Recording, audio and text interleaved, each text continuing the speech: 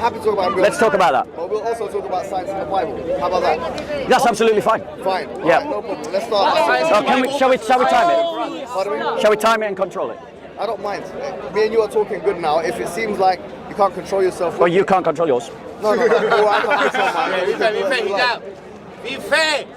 What does it mean to hate again? Yeah. Let's see.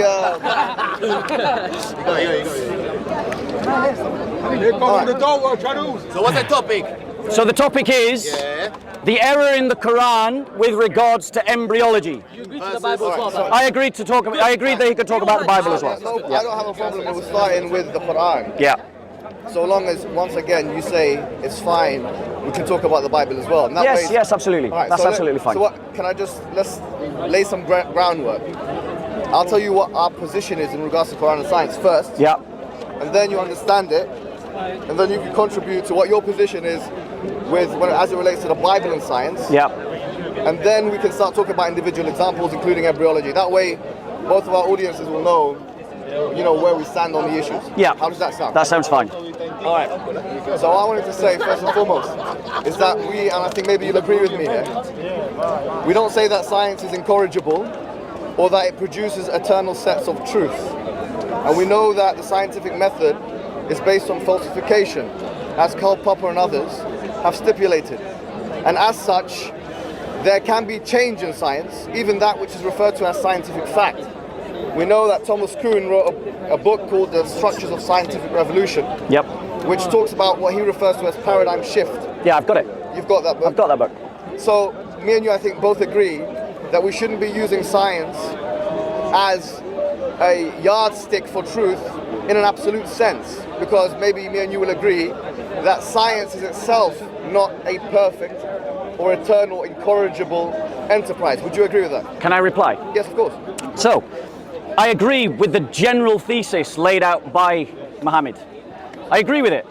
However, there are relative truths within greater paradigms that we can establish as certain. Things that we have no reason to indicate, because until there is a greater degree of observational tool, as well as the fact that technology itself will reach a limit in terms of what observations it can make, will mean that there is a conclusivity to certain observations. Certain observations are not all like speculative physics, like the multiverse and discussions about the Big Bang and questions about what gravity is. Some things are actually indisputable descriptions of the material world, such as the chemical compound of water, H2O. All right, so in a sense, I kind of do agree with you, but I'd like to kind of couch my language in more specific and sophisticated terminology. Go on. I think you're right to say that there's different epistemic weights to different observations that one can have scientifically. Yeah.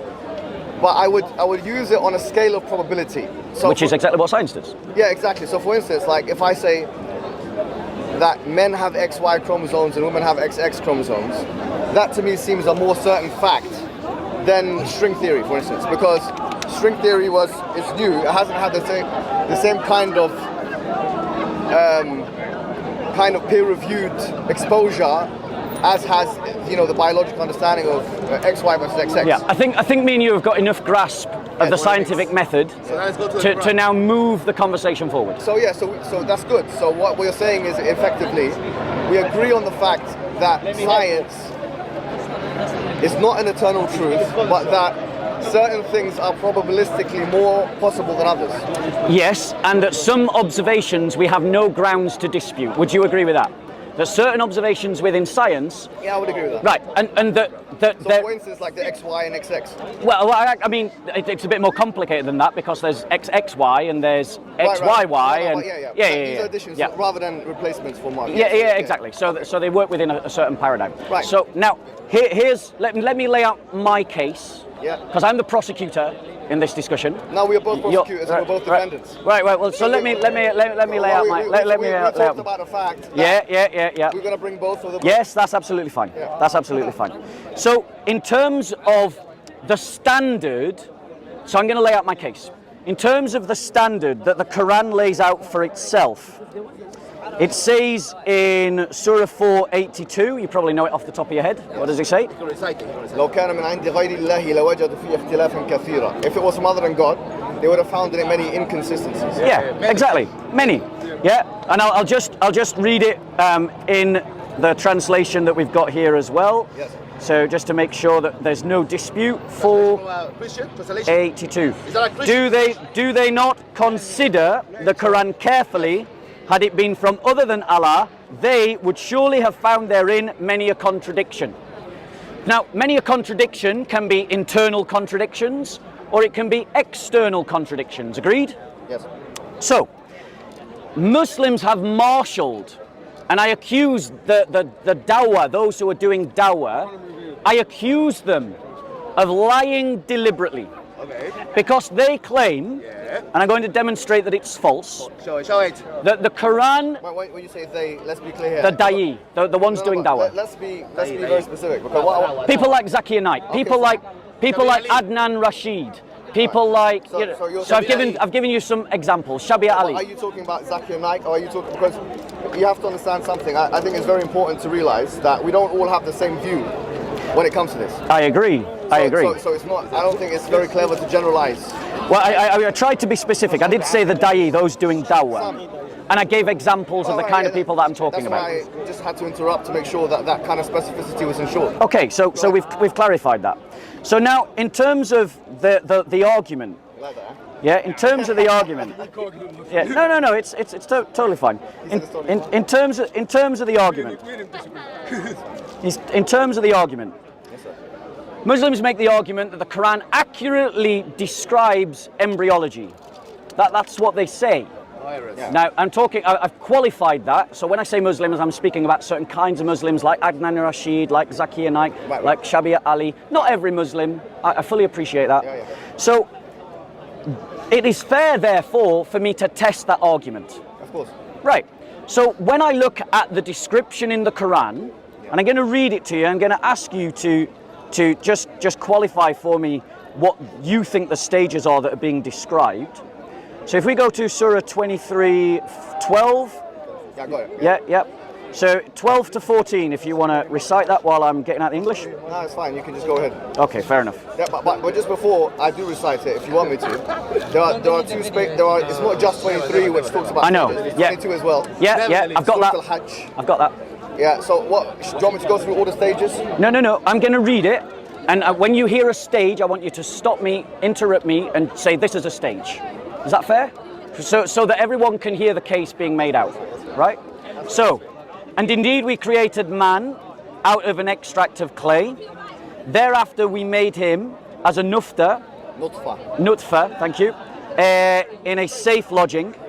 Then we made the nutfa into a cloth. Then we made into a clot. Then we made the clot into a little lump of flesh. Yeah. Then we made out of that little lump of flesh bones. Then we clothed the bones with flesh, and then we brought it forth as another creation. Yeah. So how many stages did you hear there? In this part, وَلَقَدْ خَلَقْنَا الْإِنسَانَ مِنْ سُلَالَةٍ مِنْ طِينٍ. So number one, tin. What, sorry? So the clay or mud. So clay, yep. All right. And then you have ثُمَّ جَعَلْنَاهُ نُطْفَةً فِي قَرَارٍ مَكِينٍ. We made him into a nutfa in a safe lodging. So nutfa. Nutfa is the same lodging. Is the safe lodging a separate? خلقنا النطفة علقة. Is that- خلقنا العلقة مضغة. Yeah. فخلقنا المضغة عظاما فكسونا العظام لحما ثم أنشأناه خلقا آخر فتبارك الله أحسن الخالقين. So you hear 3 stages. No. So 7. no. You got. So let's go with nutfa. Yeah. Yeah. We're talking about embryology in particular. Yeah. So if you have nutfa, Yeah. Which then is? you have mudgha. Which is? Mudgha is a lump. Yep. And by the way, on this. No. We're just going through the stages, Mohammed. I have to. No, I'm doing it, but you Yeah. have to let me say what Okay. it is. Yeah. In chapter 22, it says about mudgha. Yep. مخلقة وغير مخلقة. So it's partly formed and partly unformed. Yeah. Yeah. Yeah. And then so after mudgha you have alaqa, which is the clot, and then after alaqa you have aidan, which is bones. Yeah. And then you have after that flesh. Okay. So Right. 5. Now, again, just like the Muslim brother before him, without any prompting from me, no prompting from me at all, Muhammad said you have bones then flesh. Yeah. So that's two Muslims independently, and hijab's an experienced debater who said bones and then flesh. Now, guys, it is a simple fact of embryology, and you can all go and Google it right now. Bones do not. Now, notice the interruptions. Notice the interruptions. Guys, let him make his claim, please. Let him make There we go. Bye, Mansour. Bye, Mansour. Bye, Mansour. Mansour, do you not think the hijab's big enough to stick up for himself, mate? Yeah, we know he's down. I don't think hijab needs your help. No, he's down. But if you want to come into the debate, stand there. Just stand here. Can you continue? Why are you waffling? No, I'm going to correct him every now and then. Carry on. Right. So, guys, I challenge you now to go away and research it yourself. No embryologist argues that bones become flesh. Not anyone that is respectable. Except Mansour. Except Mansour.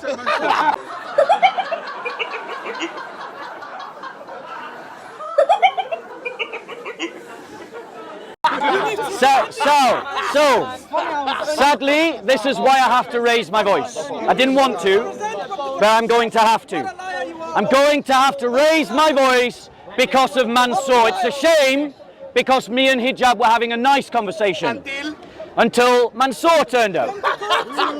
So I'm not, all you're doing is delaying the argument. I'm still going to say my point, Mansour. I'm waiting for him to shut up. I'm waiting for him to shut up. I haven't finished my point. I haven't made my point. All right, guys, be quiet, please. Right. Let him finish his point. Okay, JC. He's interrupting the conversation. Yeah, JC, Nothing leave to hide it. here. Let him finish his point. He said there's no references. We're gonna explore that. So the fact of the matter is, without any prompting from me, Hijab has said bones then flesh. And it is a fact, ladies and gentlemen, a fact that you can check for yourselves, that bones and flesh grow together. JC, focus. Okay, they grow together, they grow at the same time. They grow at the same time from the mesoderm. Yes, yes. So when the Quran says that bones grow with flesh, it's wrong for two reasons. Firstly, there is no ossification at this point. It's cartilage. It's not bone. Ossification comes later. Comes later, and it isn't that the bones grow independently from the flesh. They grow together. Why are you interrupting? They grow together, and this is why the Quran is wrong, because it stages it, and he admitted it. Bones then flesh. Your response? Okay. He said there's no ossification.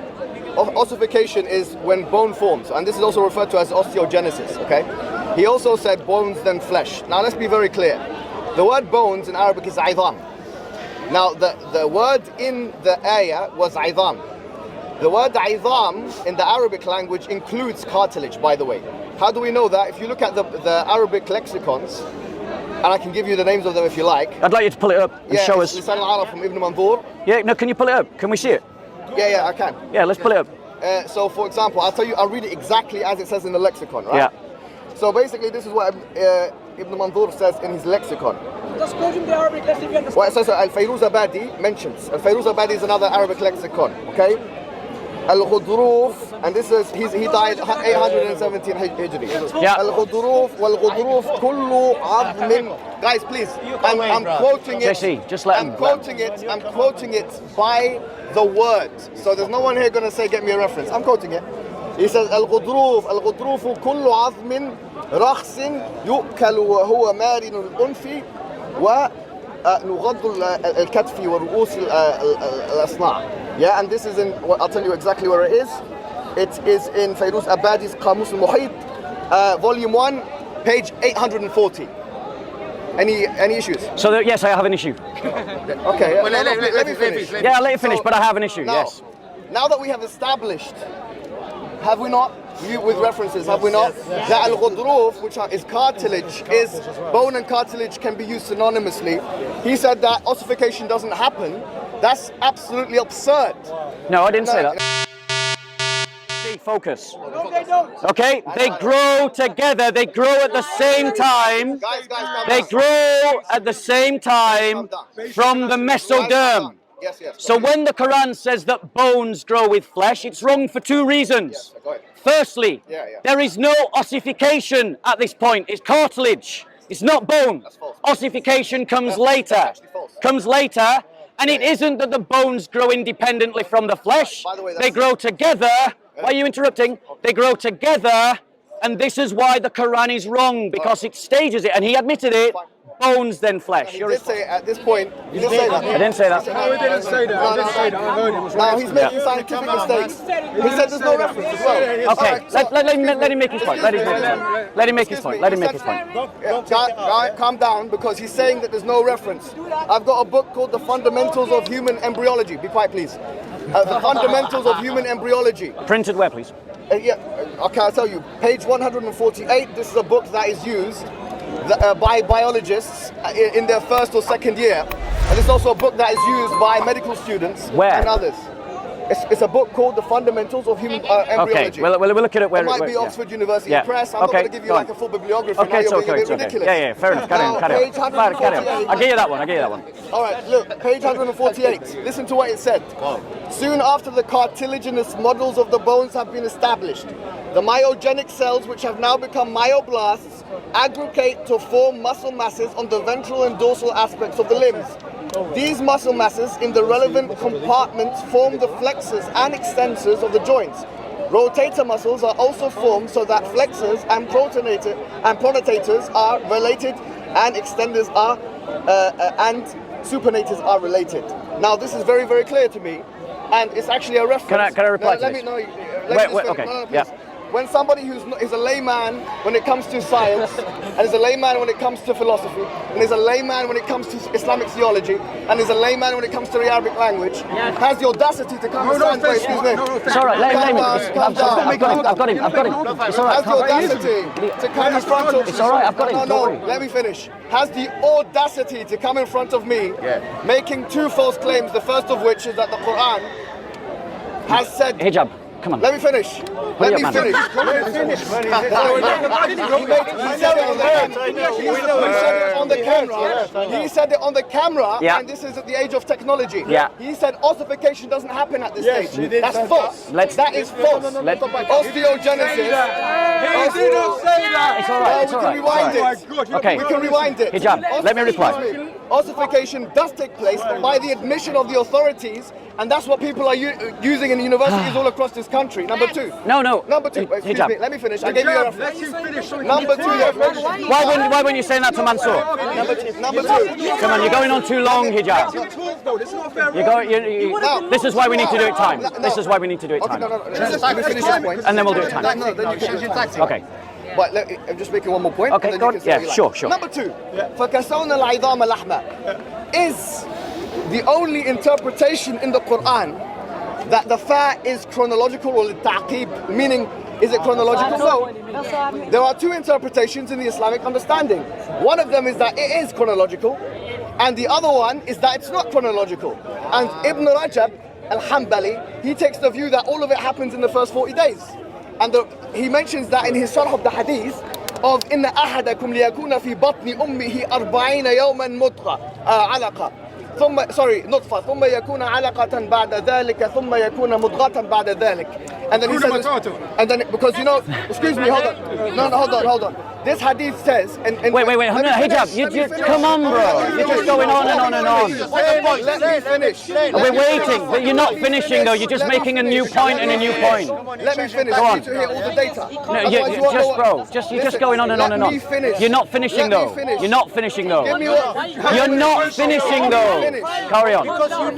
There's another way of the hadith. Oh gosh, come on. Another one. Listen, please. Calm down, please. Then talk as much as He said, there's another hadith, very important. ثم في ذلك مثل ذلك. This is very important. So he said that in the hadith of Muslim, and the hadith of Sahih Muslim, it's في ذلك مثل ذلك, which means in that time, listen, it means in that time, it will be like that. So because it said في ذلك مثل ذلك, the opinion of the Hanabila in the matter, the Hanbalis, is that it all happens in 40 days. Why is it there for that there's a difference of opinion among the fuqaha? Wait, you're just making another point, Hijab. Charles Dickens You're just making another point. Look, let me reply. But you're not finishing, Hijab. You're not finishing, hijab. You're just not finishing. You're not finishing. But you're not finishing. No, you're not, though. You're just going to make another point. That's why the fuqaha have differed, the jurists have differed, as to when a woman can have an abortion. Some say 120 days, some say 40 days. The ones who say 140 days, based on the hadith and the interpretation of the hadith of Ibn Rajab al-Hanbali. Can I reply now? You're making another point. Hijab, let me reply. You're just making another point. In summary, number one, the interpretation of chronology is not consensus. Number two, even if we say it is, it includes the cartilaginous models, and that is what, according to this book, which is an authority that all of the doctors are using, is actually happening. Ossification and mesogenesis are happening at the same time, and that means to say that the cartilaginous models are moving in the way that the Quran says. You have nowhere to go. Okay, so now let me reply. So, okay, we're just going to change the battery. And then we're going to move on to the Bible, where he's going to have nowhere to run. Okay, so, guys, I listened carefully to the book that he quoted. And this is why I didn't want him to go on making point after point after point after point, so that we could address all the points. This is how you construct a fake miracle. You blind people with words. It's a rhetorical device called sophism. It's just sophistry. You bring out lots and lots of things, people can't grasp all the points that you're making, and then because they can't process all the information, they just accept the summary. And this is a tactic that hijab has just demonstrated perfectly. Masterfully. Notice the interruption. Notice the interruption. So, ladies and gentlemen, I listened to the quote from the book that he quoted. And what I heard was that bones and flesh grow together. But if you remembered, when I asked hijab to name the stages, he said, and you'll see the flashback on our picture on Soko Films, he said that bones came before flesh. He did. That's what he said. Yes. So he said the bones came before flesh, and then he quoted a book that said exactly the opposite. And he thought that I wouldn't notice. And he thought that I wouldn't notice. Good tactic. But I did notice because I have examined this sophistry before, and I understand its rudimentary tactic. The idea is to blind you with lots of big sounding words. Let me just clarify. Let me just clarify. Clarify, Bob. In another part of the Quran, so we read 23, 12 to 14. We did. But in Surah 2, Ayah 259, it also says exactly the same. It's towards the end of the verse, if you're going to recite it. There's two qira'ahs now. Yeah. Right, okay, let me give the English. But you won't get what Let me give the English, bro. Yeah. So that's why you need. I am still making my point, hijab. It's fine, bro. Hijab, I'm still making my point. Take your time, please. Yeah. Okay. So, in Surah 2, 259, it reads. Yeah, please. Does it help if I get to it? Do you want me to help you out with that? No, I can find it, thank you. It's just a case of, You know that. he said, now notice he said it's not about embryology. Okay. Yeah, so let's actually look at whether it talks about embryology. It says this, What does it say, Bob? and thus we have made of you a sign for the people. Look at the bones, how we bring them together and clothe them with flesh. When this was clearly shown to him, he said, I know that Allah is able to do all things. No, don't interrupt. You insisted that I didn't interrupt. I'm going to say everything I've got to say, you got to listen. Listen. So the fact of the matter is, in two places, the Quran says bones, then flesh. Hijab said bones, then flesh, and then quoted a book that said flesh and bones grow together. That's what he did, and he hoped you wouldn't notice. Now, he also talked about ossification. He also talked about ossification. The reality is, unless hijab wants to say that he is an embryologist, It is clear from every work of embryology that bones are not immediately ossified. They begin as cartilage. The Quran does not mention cartilage. He said, have you got a problem with that, when he quoted the lexicon? And I said, yes, I do. But he insisted that he finish all of his many points.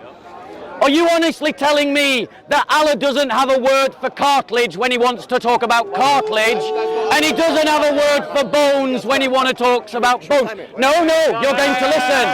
He's losing his patience now. He won't. Oh, and look at the interruption. It's all right. So, Tell me when you're finished. yeah, I'm going to. But I'm going to finish all my points. Like you mentioned a lot. I've tried. No, don't interrupt. Don't interrupt. I'm not Stop interrupting. Just stop interrupting. Right. So, the reality is, and I just challenge you to check me now. Do bones, what is a bone? A bone is an ossified cartilage. There is a reason why we have distinct words for cartilage and bones. And what you're saying is Allah is inaccurate in his description because he can't use a word for cartilage. He uses one that could mean cartilage and could mean bones, or could mean the two things together. If he means the two things together, then it's an error because cartilage is not bone. If it could be cartilage or could be bone, then it's an error because it should be cartilage, not bone. So either way, the Quran is wrong. Now, he said, hijab. Are you impressed at my memory of how I've remembered all your arguments? He said, What did he say? how dare you, a layman in philosophy, a layman in Arabic, a layman in embryology, have the audacity to stand in front of me? Do you all remember him saying that? Do you see, he's not the only one with a good memory. Let's just correct a fact. He came and stood in front of me, not the other way around. But secondly, he is a layman in embryology. He is a layman on this topic, but I'll tell you someone who isn't a layman in embryology. Here's someone who isn't a layman in embryology.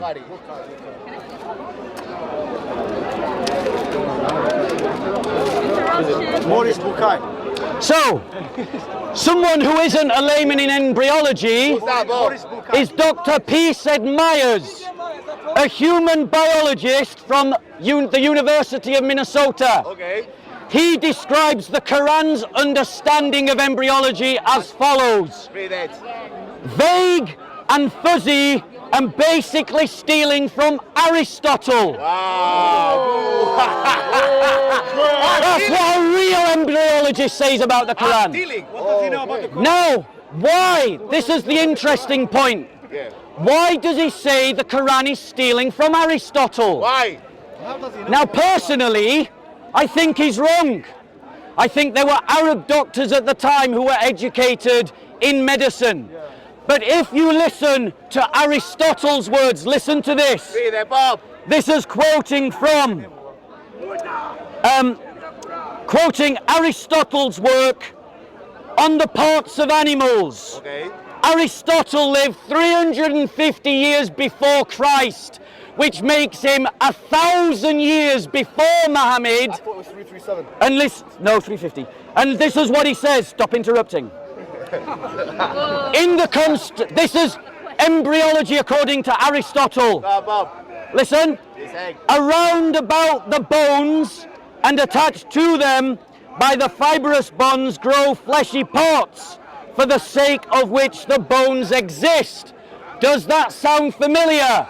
Bones, then flesh. That was a common understanding at the time of Muhammad.